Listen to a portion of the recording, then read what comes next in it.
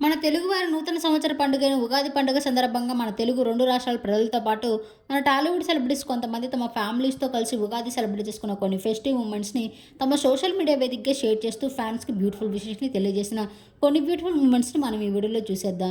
మంచు మోహన్ బాబు గారు తన కొడుకు మంచు విష్ణు ఫ్యామిలీతో కలిసి ఉగాది సెలబ్రేట్ చేసుకున్న కొన్ని బ్యూటిఫుల్ మూమెంట్స్‌ని మంచు విష్ణు తన సోషల్ మీడియా వేదికగా షేర్ చేశారు. అలాగే బ్యాడ్మింటన్ స్టార్ పీవీ సింధు పెళ్ళయ్యాక తన మొదటి ఉగాదిని తన భర్త వెంకట సాయితో కలిసి సెలబ్రేట్ చేసుకున్నారు. ప్రిన్స్ మహేష్ బాబు కూతురు సితారా ఘట్టమనేని ఉగాదికి ఫోటోషూట్ జరుపుకున్నారు ట్రెడిషనల్ వేర్లో.